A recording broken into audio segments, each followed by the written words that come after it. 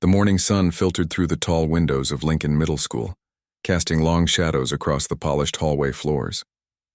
Emma Chen walked slowly toward her music class, her worn backpack hanging heavily on her shoulders. She kept her eyes down, watching her scuffed sneakers move one step at a time across the tiles. Other students rushed past her, laughing and chatting about their weekend plans, but Emma stayed quiet. Invisible in the crowd, music class was in the old wing of the school, where the ceilings were higher and the air always smelled faintly of wood polish and old books. Emma had grown to dread this class more than any other. It wasn't because she disliked music. In fact, music was the one thing in her life that made sense, the one thing that felt like home. But Mrs. Catherine Pierce, the music teacher, had made it clear from the first day that Emma didn't belong. Mrs. Pierce was a woman in her late 50s with sharp features and an even sharper tongue. She wore her gray hair pulled back in a tight bun and favored dark blazers that made her look even more severe. She had been teaching at Lincoln for 20 years and took great pride in the school's music program. Her students had won competitions, performed at state events, and several had gone on to prestigious music schools. Mrs. Pierce ruled her classroom like a kingdom, and she expected nothing less than perfection. Emma pushed open the heavy door to the music room. The space was large, filled with rows of chairs facing a grand piano that sat near the front windows. Instrument cases lined the back wall, and posters of famous composers watched from every corner. Emma quickly found her usual seat in the back row, hoping to disappear into the background as she always did. The other students filed in, their voices filling the room with easy chatter. Sarah Mitchell, the class star, walked in with her friends, her perfect blonde ponytail swinging as she laughed at something someone said. Sarah could play 3 instruments and sang in the school choir. Mrs. Pierce loved her. Then there was Marcus Lee, who played trumpet and always volunteered first for every activity.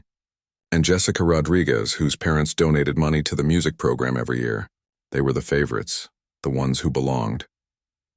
Emma watched them take their seats near the front where Mrs. Pierce could see them easily. She sank lower in her chair, trying to make herself small. She had learned this skill over the past 3 months since her family had moved to this town. Being invisible meant being safe. It meant avoiding attention, avoiding questions, avoiding the looks of pity or judgment. Mrs. Pierce entered the room precisely at 9 o'clock, as she did every Monday, Wednesday, and Friday. She set her leather bag on the desk and surveyed the class with her critical gaze. Emma felt her stomach tighten. Something about the way Mrs. Pierce looked at the students this morning felt different, charged with an energy that made Emma nervous. The teacher began the class with her usual roll call, her voice crisp and efficient. When she reached Emma's name, there was the slightest pause, a moment of hesitation that Emma had learned to recognize. It was the same pause that came before criticism, before being called out, before being made an example. After roll call, Mrs. Pierce announced that they would be spending the next few weeks preparing for the spring concert. The students would be expected to perform individually or in small groups. Emma's heart sank. She had been hoping to avoid any kind of solo performance, maybe hide in the back of the choir where her voice would blend with others. Mrs. Pierce walked slowly around the room as she spoke, her heels clicking on the wooden floor. She talked about the importance of the spring concert, how parents and community members would attend, how it was a tradition that reflected on the entire school. Emma tried to focus on her words, but her mind kept drifting to the piano at the front of the room. At home, in the tiny apartment where Emma lived with her mother and younger brother, there was no piano. There was barely room for the second-hand furniture they had managed to move from their old place. Emma's mother worked 2 jobs, leaving early in the morning and returning late at night, exhausted and worried. Money was tight. Food was carefully rationed. Luxuries like music lessons or instruments were impossibly out of reach. But Emma had learned to play anyway. Years ago, before her father left, before everything fell apart, there had been piano lessons. Emma had been 7 years old, small hands stretching to reach the keys, her feet dangling above the pedals. She had loved those lessons, the way the music made her feel like she could express things she had no words for. Then one day the lessons stopped. Her father was gone and there was no money for such things anymore. Emma taught herself after that. She would slip into the school's practice rooms during lunch, when most students were in the cafeteria. She would sit at the old upright piano in the corner, the one with the broken C key and the pedal that squeaked. With sheet music borrowed from the library and tutorials she found online using the school's computers, Emma practiced. She played when no one was watching, when no one could judge or criticize or tell her she didn't belong. Mrs. Pierce's voice cut through Emma's thoughts. The teacher was now standing near the piano, running her hand along its polished surface. She was talking about the importance of confidence, of being willing to take risks in music. Emma felt a cold sense of dread building in her chest. Then Mrs. Pierce's eyes landed on Emma, and the teacher's lips curved into what might have been a smile, but wasn't. It was the expression of someone who had spotted an opportunity, a chance to make a point. Emma's hands gripped the edges of her chair. The teacher called Emma's name, her voice carrying easily across the room. Every student turned to look at the girl in the back row. Emma felt her face grow hot, her heart pounding so hard she was sure everyone could hear it. Mrs. Pierce gestured toward the piano with one elegant hand, a command disguised as an invitation. Emma stood on shaky legs, her backpack sliding from her chair to the floor with a soft thud. She could feel every eye in the room watching her as she made the long walk to the front. The distance seemed impossible, stretching on forever. She heard whispers behind her, saw smirks on familiar faces. Everyone knew Emma was the scholarship kid, the one who didn't belong, whose clothes were always a season behind and whose lunch was whatever the cafeteria gave out for free. When Emma reached the piano, Mrs. Pierce was waiting with her arms crossed, that same cold smile on her face. The teacher gestured to the bench and Emma sat down carefully, her hands trembling as she placed them in her lap. The keys stretched out before her, black and white, familiar and terrifying all at once. Mrs. Pierce addressed the class without looking at Emma. She spoke about how some students thought they could coast through music class without really trying, how some people believed that natural talent was enough without proper training or education. Her words were sharp, designed to cut, and Emma understood immediately that she was the target of this lesson. The teacher then did something Emma hadn't expected. She walked to her desk and pulled out a piece of sheet music, something complex and difficult. Emma caught a glimpse of the title as Mrs. Pierce placed it on the piano's music stand. It was a Chopin nocturne, a piece that required years of training and practice. Emma's stomach dropped. Mrs. Pierce announced to the class that Emma would now demonstrate her piano skills. There was a challenge in her voice, a certainty that Emma would fail, that this moment would prove whatever point the teacher was trying to make. Some students shifted uncomfortably in their seats. Others leaned forward with interest, ready to watch the spectacle. Sarah Mitchell whispered something to her friend, and they both giggled. Emma stared at the sheet music. The notes swam before her eyes, black dots on white lines that suddenly seemed impossible to read. Her hands were still shaking, and she pressed them against her thighs, trying to steady herself. She could feel Mrs. Pierce standing just behind her, waiting, expecting failure. The room fell silent except for the sound of Emma's breathing and the distant hum of the heating system. Outside the windows, birds sang in the trees, unaware of the drama unfolding in this classroom. Emma closed her eyes for just a moment. She thought about her mother, working double shifts at the diner and the grocery store, sacrificing everything so Emma and her brother could have a better life. She thought about her little brother, Tommy, who believed Emma could do anything. Then Emma thought about the music itself. Not the performance, not the judgment, not Mrs. Pierce or the class or the fear that threatened to overwhelm her, just the music. She remembered the feeling of sitting at the old piano in the practice room, alone with just the notes and her fingers and the sound that filled the empty space around her. Music had been her escape, her comfort, her voice when everything else was taken away. Emma opened her eyes and looked at the sheet music again. This time the notes made sense. She had never played this particular piece before, but she understood it. She could see the patterns, the way the melody moved and breathed, the emotion embedded in every measure.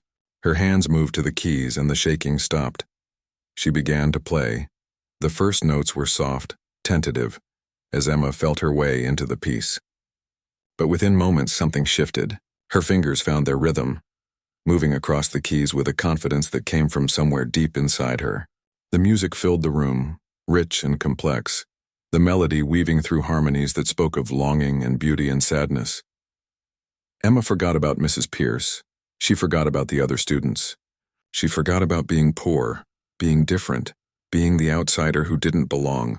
There was only the music, flowing through her like water, like breath, like something essential to life itself. Her body swayed slightly as she played, responding to the rhythm and emotion of the piece.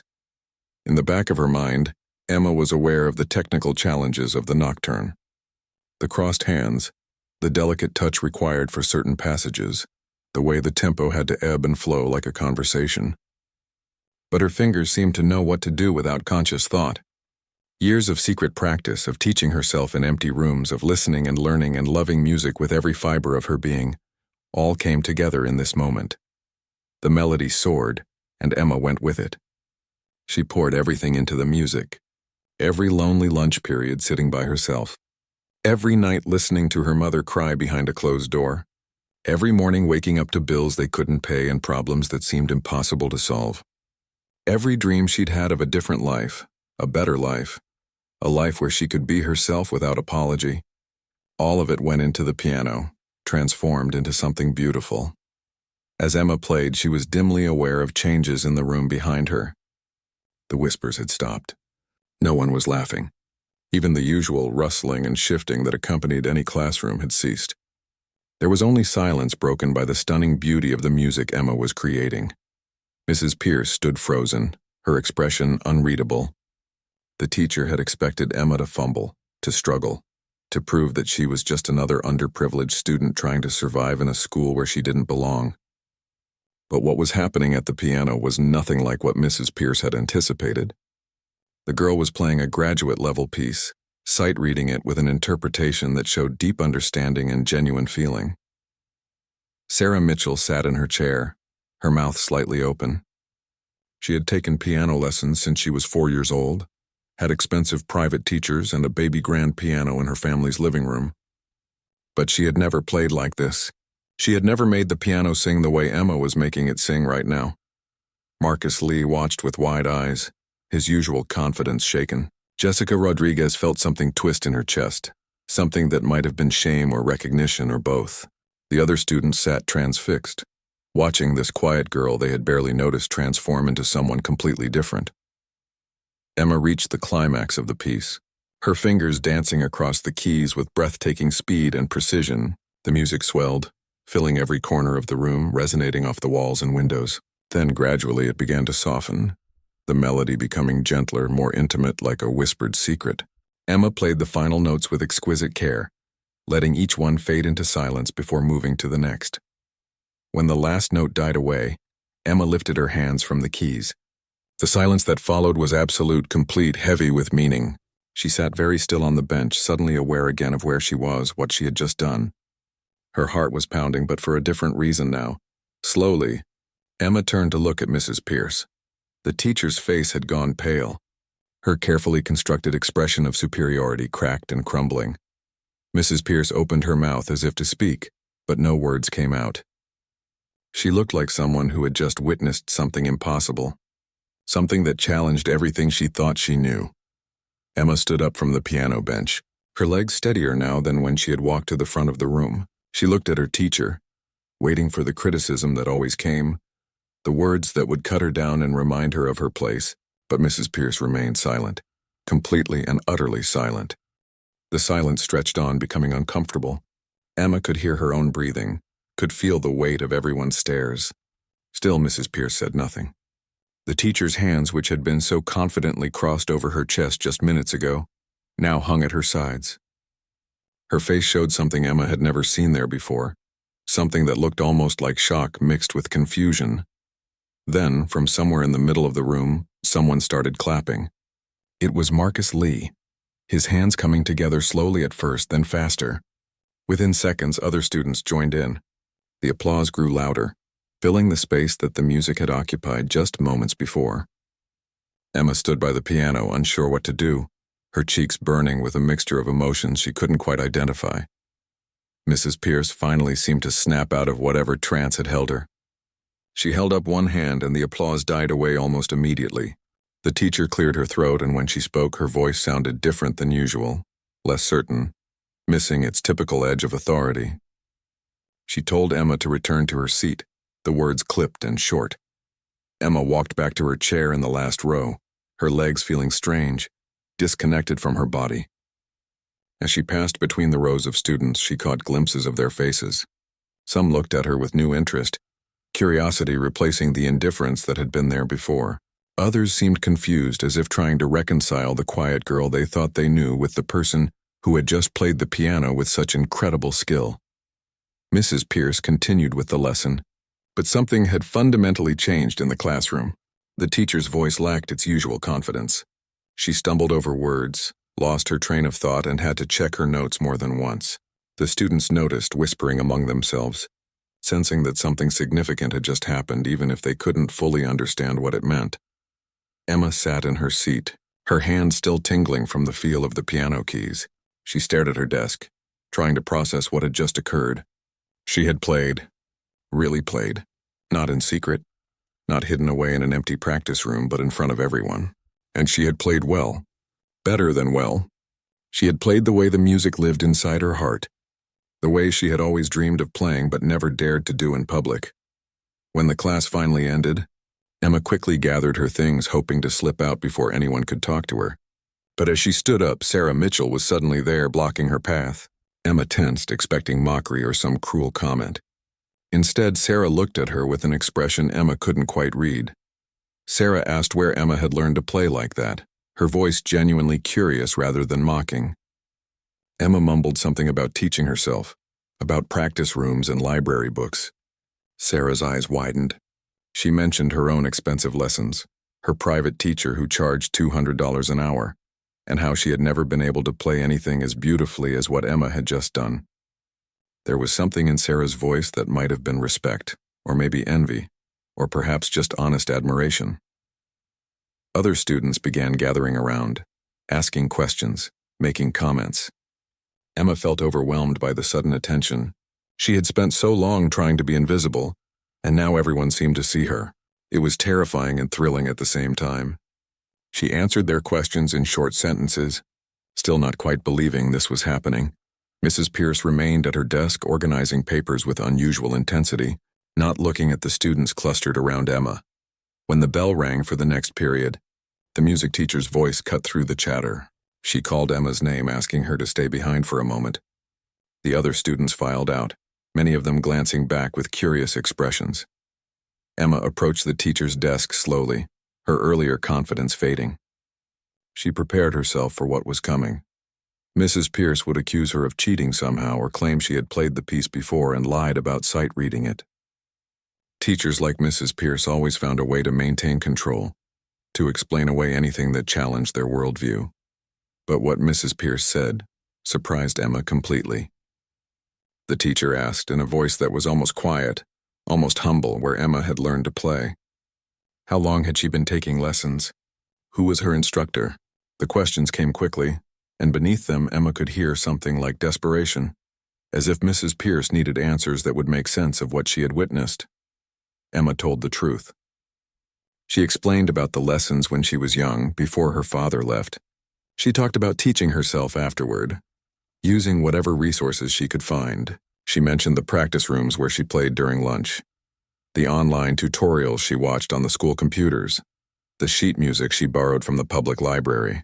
She spoke quietly, matter-of-factly, as if these things were normal and not evidence of a hunger for music so strong that nothing could suppress it.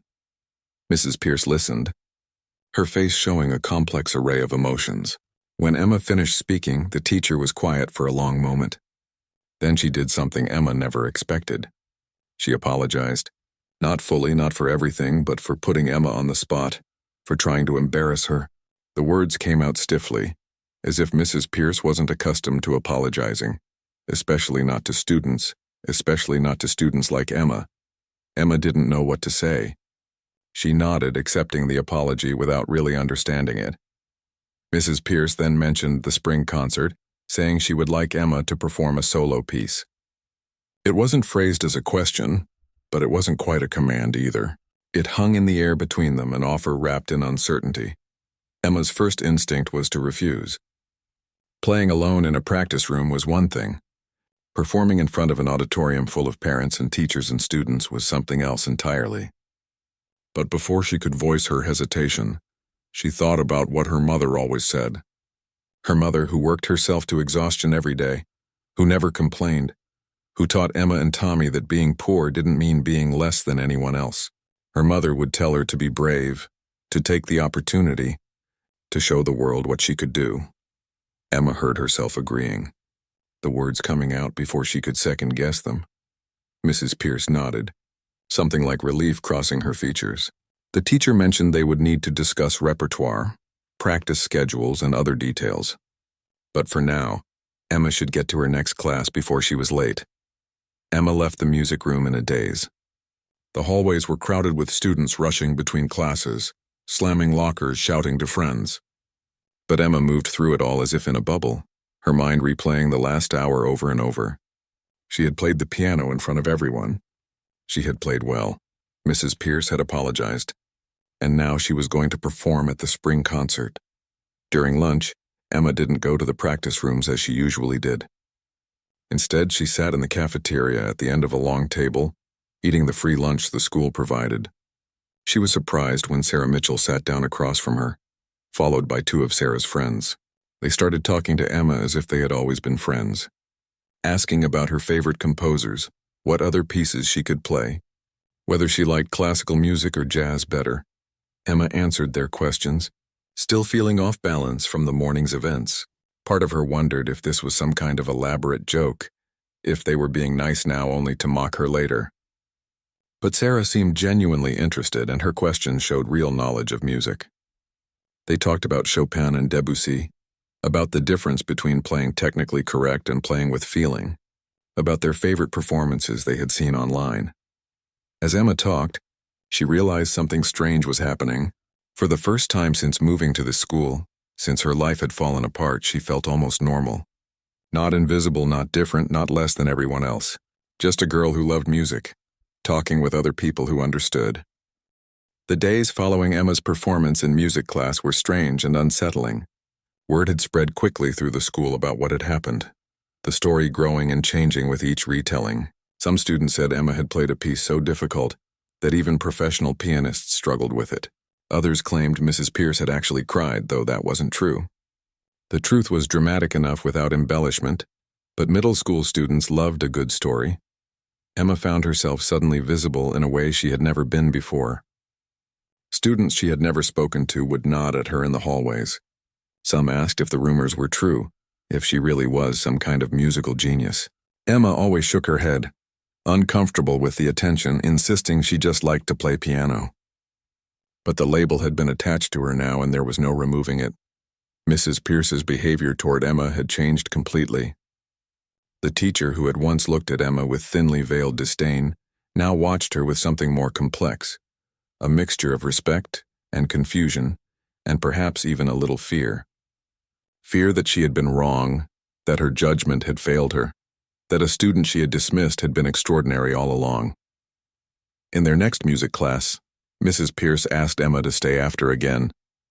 This time the teacher wanted to discuss the spring concert performance in detail. She had several pieces in mind, all of them challenging, all of them showcase pieces that would highlight Emma's obvious talent. She spread sheet music across her desk, talking quickly, almost nervously, about the pros and cons of each selection. Emma looked at the music Mrs. Pierce had chosen. They were all impressive pieces, the kind that would make audiences gasp and critics take notice. But as Emma studied the notes, she felt a growing sense of disconnection. These pieces were beautiful, but they weren't hers. They were showpieces, designed to demonstrate technical skill rather than express genuine emotion. Emma surprised herself by speaking up. She told Mrs. Pierce she would rather choose her own piece for the concert. The teacher looked startled, then defensive. She started to explain why her choices were better, more appropriate for a school concert, more likely to impress. But Emma stood her ground politely but firmly. She said she wanted to play something that meant something to her personally, something that expressed who she was rather than just what she could do. Mrs. Pierce was quiet for a long moment. Emma could see the internal struggle playing across the teacher's face. This was a woman who was used to being in control, who had run her music program with an iron fist for 2 decades. But she was also a woman who had just been confronted with the limits of her own judgment, who had tried to humiliate a student only to discover that student possessed remarkable gifts. Finally, Mrs. Pierce agreed. She asked what piece Emma had in mind. Emma mentioned a lesser-known work by a contemporary composer, a piece about finding home after a long journey. It wasn't as technically flashy as the pieces Mrs. Pierce had suggested, but it was deeply emotional and required a mature interpretation. Mrs. Pierce looked surprised by the choice, then nodded slowly, saying they could work with it. Over the following weeks, Emma's life developed a new rhythm. She still kept to herself mostly, still sat in the back of most classes, still ate lunch at the end of the table, but now there were people who sought her out. Sarah Mitchell had genuinely befriended her, and they often talked about music during lunch. Marcus Lee asked her advice about his trumpet playing. Even students from other grades heard about her and came to listen when she practiced in the music rooms. The practice rooms became less of a hiding place and more of a studio. Emma still went there during lunch, but now she sometimes found other students waiting outside hoping to hear her play. At first this made her uncomfortable, but gradually she got used to the audience. She would play while they listened, and afterward they would talk about the music, about what worked and what didn't, about interpretation and feeling. Mrs. Pierce had assigned Emma the best practice room, the one with the newer piano and better acoustics. The teacher also began giving her actual coaching, showing up during Emma's practice time to offer suggestions and guidance. These sessions were awkward at first. Mrs. Pierce didn't apologize for her earlier behavior beyond that one stiff acknowledgement, and Emma didn't expect her to. But the teacher was trying in her own way to make amends through action rather than words. One afternoon, while Emma was practicing the piece for the spring concert, Mrs. Pierce stopped her in the middle of a passage. The teacher explained that Emma was playing the notes correctly, but missing the deeper meaning of the music. The composer had written this piece after returning to her childhood home after many years away, and the music needed to reflect that bittersweet mixture of joy and loss, of belonging and alienation. Emma listened, then asked Mrs. Pierce how she was supposed to feel something she hadn't experienced. She had never returned home because she had never really had a stable home to return to. Her family had moved 5 times in the past 3 years, always chasing cheaper rent and better job opportunities. Home for Emma was an abstract concept, a dream rather than a memory. Mrs. Pierce was quiet, studying Emma with an expression that might have been understanding. Then the teacher did something unexpected. She sat down on the bench next to Emma and began to play the piece herself.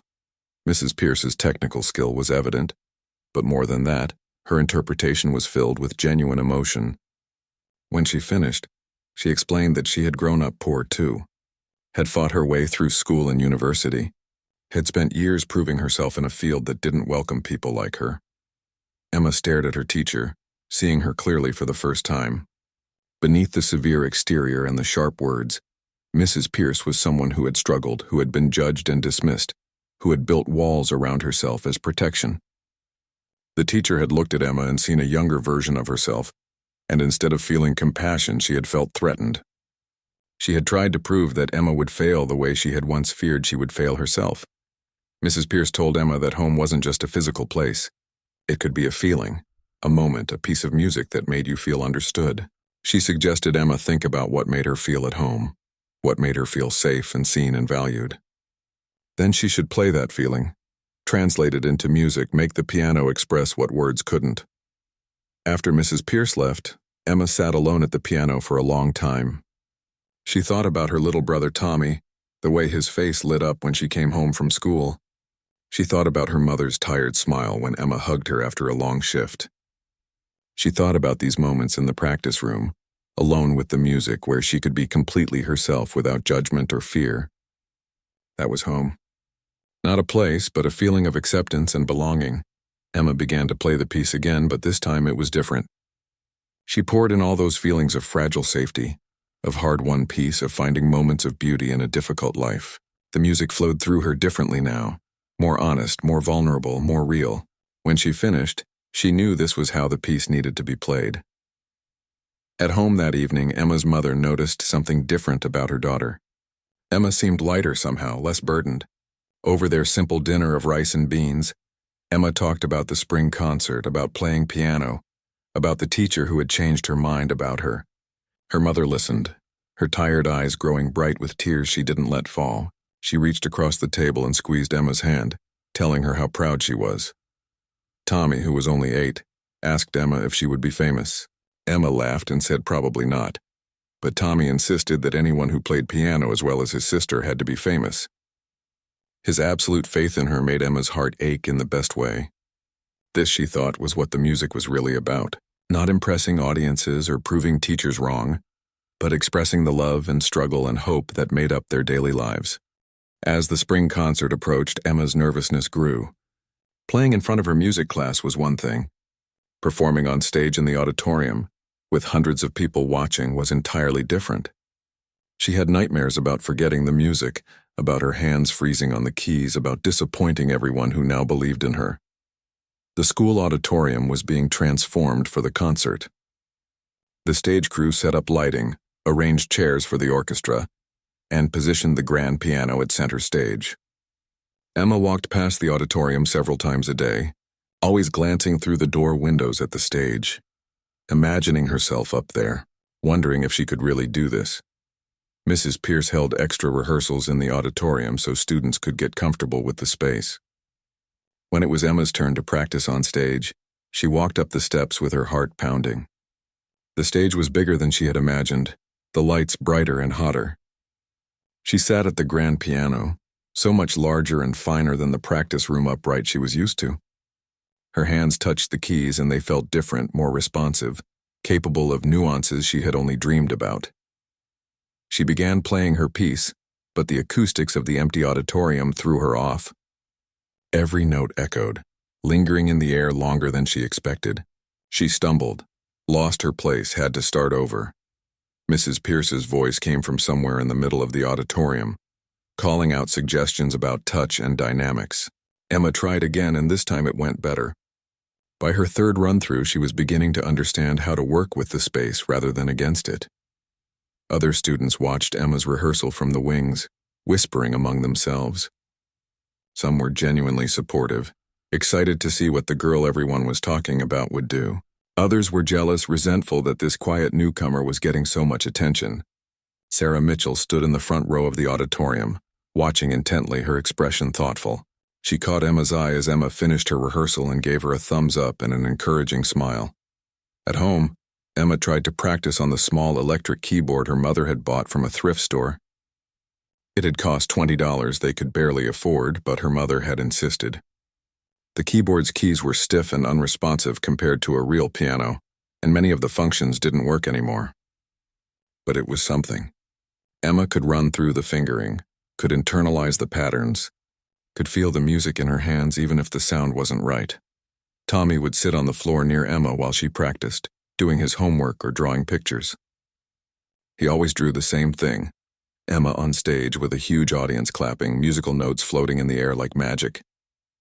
He would show her his drawings, and Emma would smile and tell him they were wonderful, even as anxiety twisted in her stomach. Emma's mother worked extra shifts in the week leading up to the concert, determined to be able to take the evening off to attend. Her manager at the diner wasn't happy about it, but Emma's mother stood firm. This was important. Her daughter was going to perform, really perform, and nothing would keep her from being there. The night before the concert, Emma couldn't sleep. She lay in bed, staring at the ceiling, running through the piece in her mind over and over. She thought about everything that had led to this moment. The years of secret practice, the loneliness, the poverty, the determination to find beauty and meaning in a life that often felt overwhelming. She thought about Mrs. Pierce, about how people could surprise you, could grow and change when forced to confront their own prejudices. Emma wondered what her father would think if he could see her now. He had been the one to start her on piano, to recognize something in his small daughter that loved music more than almost anything. Then he had left, unable or unwilling to deal with the pressures of family and responsibility. Emma felt a complicated mixture of anger and sadness when she thought about him, but also gratitude. Without those early lessons, without that foundation, she wouldn't be here now. The morning of the concert, Emma woke with a sense of calm determination. This was happening. There was no backing out, no running away. She would walk onto that stage and play, and whatever happened would happen. She went through her morning routine, ate breakfast with Tommy, who was bouncing with excitement. Her mother had laid out Emma's best clothes the night before, a simple black dress that Emma usually wore to the rare family gatherings they attended. It was a little too big, bought from a discount store in a larger size so Emma could grow into it, but her mother had taken it in with careful stitches so it fit better now. At school, the day felt endless. Emma couldn't focus on any of her classes. Teachers excused her distraction knowing about the concert. Other students in the concert were similarly unfocused, nervous energy crackling through the hallways. Some students had been practicing all year for this. For Emma, it had been only a few weeks of preparation, though in another sense she had been preparing her whole life. When the final bell rang, Emma headed to the auditorium. The backstage area was chaos, with students rushing around in concert dress, instruments being tuned, nervous chatter filling the air. Mrs. Pierce moved through the confusion with practiced efficiency, checking on each student, offering last-minute advice and encouragement. When she reached Emma, the teacher paused, studying her carefully. Mrs. Pierce asked Emma how she was feeling. Emma admitted she was terrified, her voice shaking slightly. The teacher nodded, understanding in her eyes. She told Emma that fear was natural, that even professional musicians felt it before performances. The key was to use that nervous energy, to channel it into the music rather than let it paralyze you. She reminded Emma why she had chosen this particular piece, what it meant to her. She told Emma to play for herself first, for the people she loved second, and for the audience last. Emma nodded, taking deep breaths, trying to calm her racing heart. Mrs. Pierce squeezed her shoulder briefly, an unexpected gesture of support, then moved on to check on the other students. Emma found a quiet corner backstage and closed her eyes, visualizing the piece, feeling the music move through her body. The auditorium doors opened and people began filing in. Emma peeked through the curtain and saw the seats filling rapidly. Parents, teachers, students from other classes, even some people from the community who always attended school events. The auditorium held 300 people, and it looked like every seat would be filled. Emma's stomach flipped. Then she saw her mother and Tommy taking seats in the middle section. Her mother was wearing her one good outfit, the clothes she saved for job interviews and important occasions. Tommy was practically bouncing in his seat, looking around with wide eyes. Her mother scanned the stage, looking for Emma, even though the performance hadn't started yet. When their eyes met, even across the distance, Emma felt a surge of strength.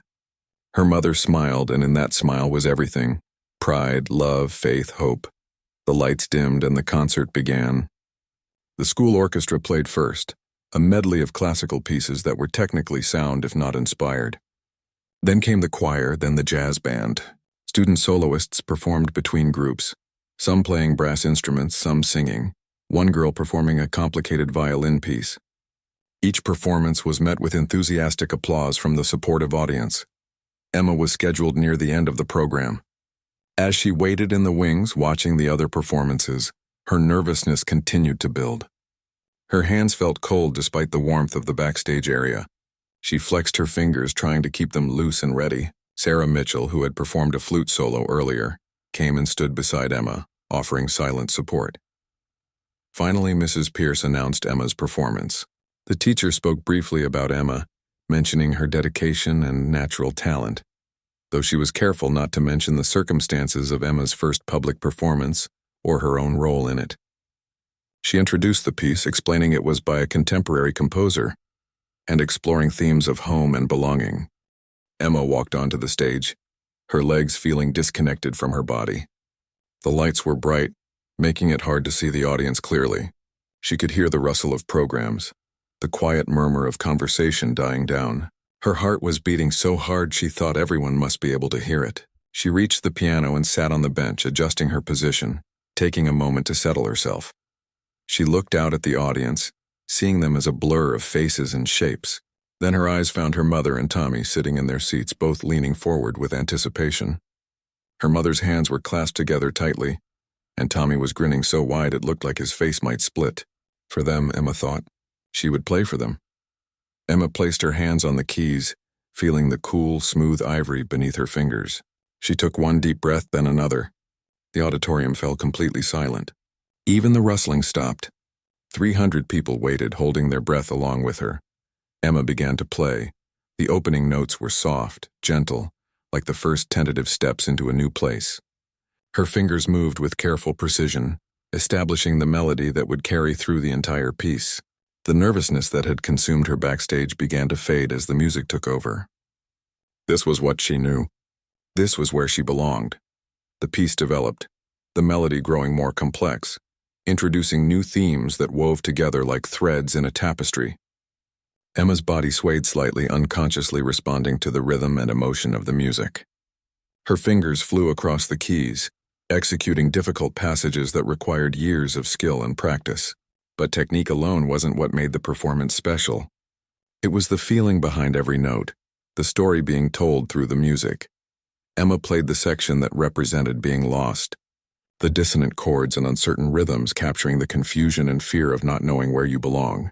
She thought about all the times her family had moved, packing their few possessions into boxes, leaving behind schools and neighborhoods, and the tentative friendships she had barely begun to form. The music expressed that rootlessness, that constant sense of displacement. Then came the transition, the moment when the wanderer begins to recognize something familiar, begins to sense the possibility of home. Emma's playing softened, became more hopeful. She thought about finding the practice rooms at this school, discovering a place where she could be herself. She thought about Sarah's unexpected friendship, about Mrs. Pierce's grudging respect. The music spoke of small moments of connection, of tiny victories that suggested maybe, just maybe, belonging was possible. The middle section of the piece was the most technically challenging, requiring crossed hands and complex rhythms that could easily trip up even experienced pianists. But Emma navigated it with confidence born from hours of practice. Her hands knew what to do, muscle memory taking over while her mind focused on the emotional journey of the music. She played the section that represented struggle, the hard work of building a home in difficult circumstances. The music was powerful here, almost aggressive, the chords crashing like waves against rocks. Emma thought about her mother working double shifts, thought about the bills that kept coming, thought about the judgment and pity in people's eyes when they realized Emma's family was poor. The music captured all of that struggle, all of that determination to survive and even thrive despite everything. Then, gradually, the music began to transform. The aggressive chords softened. The harsh rhythms found their resolution. This was the moment of arrival, of finally coming home. Emma played with her whole heart, pouring everything she felt into the keys. She thought about Tommy's unwavering faith in her, about her mother's tired but genuine smile, about these small moments of peace and love that made their difficult life bearable. The melody became sweet and warm, like sunlight after rain. Emma's playing was so gentle now that people in the back of the auditorium had to lean forward to hear. But the quietness was powerful, more powerful than any fortissimo could have been. It spoke of hard-won peace, of safety that was precious because it was so fragile, of home as something you carried inside you rather than a place on a map. As Emma played, something magical happened in the auditorium. The audience wasn't just listening to music anymore. They were experiencing something deeper, something more profound.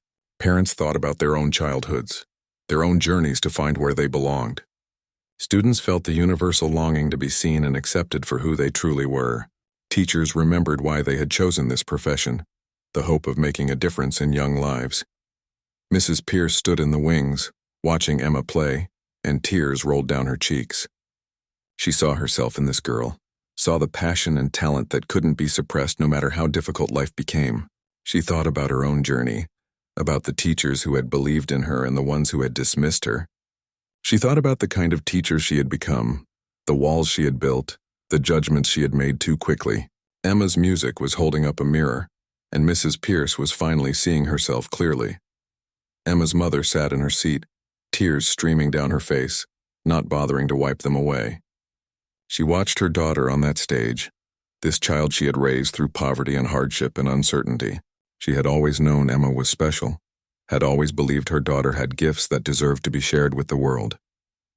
But seeing it like this, seeing everyone in this auditorium transfixed by Emma's playing, feeling the power of her daughter's talent, was almost overwhelming. Tommy watched his sister with absolute awe. In his 8-year-old mind, Emma had transformed into something beyond his big sister. She was magic. She was possibility. She was proof that dreams could come true even when everything seemed hard and unfair. He decided in that moment that he would work as hard as Emma had, that he would find his own gift and develop it with the same dedication she had shown. Sarah Mitchell listened to Emma play, and something shifted inside her. Sarah had always been the star, the talented one, the girl everyone praised. But listening to Emma, she understood the difference between technical proficiency and true artistry. Sarah could play the notes correctly, could perform pieces with accuracy and precision, but Emma made the piano sing, made it speak truths that went beyond music into something almost spiritual. Sarah didn't feel jealous. Instead, she felt inspired, challenged to dig deeper into her own musicality, to find that same level of emotional honesty in her playing. As Emma approached the final section of the piece, the resolution, she felt a sense of peace wash over her. The music was coming home, the journey reaching its conclusion. The melody returned, transformed by everything that had come before it. It was the same theme that had opened the piece, but now it was richer, deeper, more complex. It spoke of home not as a destination, but as a state of being, as acceptance of yourself and your journey. Emma played the final measures with exquisite care, each note given space to breathe and resonate. The melody grew quieter and quieter, fading like the last light of day. Her hands moved more slowly, the music becoming so soft it was almost silence.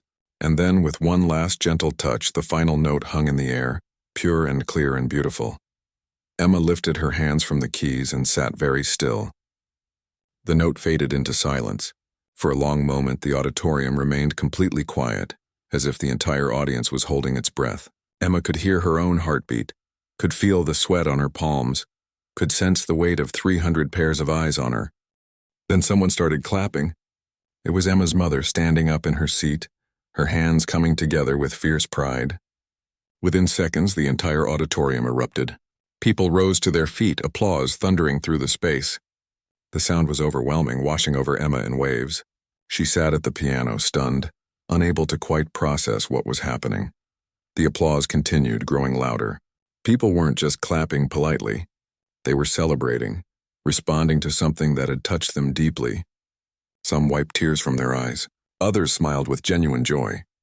The ovation went on, longer than for any other performance that night, longer than was typical for a middle school concert. Emma stood up from the piano bench, her legs shaky. She faced the audience and managed a small, uncertain bow. The applause grew even louder. She looked for her mother and Tommy and found them still standing, clapping and cheering. Tommy was jumping up and down, waving his arms. Her mother had her hand over her heart, her face radiant with pride and joy and love. Mrs. Pierce came onto the stage, her own eyes red from crying. She stood next to Emma, putting a hand on her shoulder in a gesture of support and respect. The teacher looked out at the audience, then at Emma, and in that moment there was genuine admiration in her expression. She gestured for Emma to take another bow, and Emma did, this time a little more confidently. Finally, the applause began to die down, and people took their seats. Emma walked off the stage on trembling legs, barely aware of the backstage chaos around her. Sarah was there immediately, hugging her tightly, telling her the performance was incredible, life-changing, perfect. Other students crowded around, offering congratulations and praise. Emma accepted it all in a daze, still not quite believing what had just happened. The concert continued with a few final group performances, but Emma barely registered them. She found a chair in a quiet corner backstage and sat down, trying to calm her racing heart and process her swirling emotions. She had done it. She had stood on that stage in front of hundreds of people and played her heart out, and they had responded with something she had never expected: acceptance, appreciation, recognition. When the concert finally ended, the auditorium emptied slowly as families congratulated their children and took photos. Emma emerged from backstage to find her mother and Tommy waiting. Tommy launched himself at her, wrapping his arms around her waist and talking so fast his words ran together. He told her she was amazing, that she was the best piano player in the whole world, that he had recorded part of her performance on their mother's old phone so they could watch it again and again. Emma's mother pulled her into a tight embrace, holding her for a long moment without words. When she finally pulled back, her eyes were shining with tears. She told Emma how proud she was, how beautiful the performance had been, how much it meant to be able to be there to witness it. She said that no matter how hard things got, moments like this made everything worthwhile. People Emma didn't know came up to congratulate her. Parents thanked her for such a moving performance. Community members asked if she planned to pursue music professionally. Teachers from other departments mentioned how impressed they were. Emma accepted the compliments awkwardly, not quite sure how to respond to so much positive attention. Sarah's parents introduced themselves, mentioning that their daughter hadn't stopped talking about Emma's talent. They asked if Emma had a private teacher, if she was planning to audition for the youth symphony, if she knew about the summer music program at the local university. Emma admitted she didn't have a teacher, couldn't afford programs like that. Sarah's mother looked thoughtful, exchanged a glance with her husband, and suggested they talk more later. Mrs. Pierce found Emma and her family before they left. The teacher looked different somehow, softer, more human. She shook Emma's mother's hand, telling her what a remarkable daughter she had, what a gift Emma possessed. She mentioned wanting to talk about Emma's musical future, about opportunities that might be available, about not letting financial constraints hold back such obvious talent. Emma's mother thanked Mrs. Pierce, her voice thick with emotion. The teacher turned to Emma and did something completely unexpected. She apologized, fully and sincerely this time. She said she had misjudged Emma, had let her own biases and insecurities blind her to what was right in front of her. She said she hoped Emma could forgive her, and that she would do better going forward, not just with Emma, but with all her students. It was the kind of apology that showed real growth, real recognition of past mistakes. Emma accepted the apology, feeling a weight lift from her shoulders. She understood now that Mrs. Pierce was just a person, flawed and struggling like everyone else, capable of both cruelty and kindness. The teacher promised to help Emma find scholarships, programs, and resources that could nurture her talent. She mentioned knowing people in the local music community who might be willing to offer lessons at reduced rates or even for free. As Emma and her family finally left the school, walking out into the cool spring night, Emma felt fundamentally changed. She wasn't invisible anymore. She wasn't just the poor kid, the scholarship student, the outsider. She was Emma Chen, and she was a musician, and people had heard her and seen her and valued what she had to share. Tommy chattered excitedly all the way home, reliving every moment of the concert. Emma's mother walked with her arm around Emma's shoulders, holding her close. They passed through the familiar streets of their neighborhood, the same streets that had felt foreign and unwelcoming when they first arrived. But now they felt different, less hostile, more like a place where Emma might actually belong. At home in their small apartment, Emma's mother made tea, and they sat together at their second-hand kitchen table. Tommy finally fell asleep on the couch, exhausted from excitement. Emma and her mother talked quietly, processing everything that had happened. Her mother mentioned how she had always believed in Emma, even when times were hardest, even when it seemed like they would never catch a break. She said Emma's determination and talent were proof that poverty didn't define them, didn't limit what they could become. Emma thought about the journey that had led to tonight. All the secret practice sessions in empty rooms. All the times she had felt alone and different and less than everyone else. All the struggles her family had faced and continued to face. All the obstacles that had seemed insurmountable. And yet here they were, on the other side of something significant. Something that had changed not just how others saw Emma, but how Emma saw herself.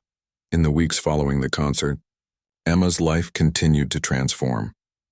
Mrs. Pierce connected her with a retired piano professor who agreed to give Emma lessons for free, recognizing her talent and wanting to nurture it. Sarah's family offered to let Emma use their piano for practice whenever she wanted, understanding that the electric keyboard at home wasn't sufficient for serious work. The school administration created a special music scholarship in Emma's name, designed to help other talented but underprivileged students access better resources. Emma continued to practice in the school's music rooms during lunch, but now she often had an audience of students who wanted to hear her play. She didn't mind anymore. She had learned that sharing her music, making herself vulnerable through performance, was part of the gift. Music wasn't meant to be hidden away. It was meant to be shared, to connect people, to express things that words couldn't capture. The story of Emma's performance spread beyond the school. Local newspapers ran articles about the talented student who had taught herself piano. A video someone had recorded of her concert performance went viral on social media, receiving thousands of views and comments from people touched by her playing. Music schools reached out, offering auditions and potential scholarships for high school programs. But perhaps the most significant change was internal. Emma walked through the halls of Lincoln Middle School with her head held higher now. She no longer tried to be invisible. She had learned that being seen, being known, being herself was not something to fear but something to embrace. She had discovered that her talent, her passion, and her determination were valuable, were enough, were worthy of recognition and respect. Mrs. Pierce became a different kind of teacher after that night. She looked at all her students with fresh eyes, wondering what hidden talents and struggles she might be missing. She was gentler in her criticism, more open to being surprised. She told other teachers about what had happened, how she had almost crushed something beautiful through her own prejudice and narrow-mindedness. She became an advocate for students like Emma, fighting for resources and opportunities for those who showed promise but lacked means.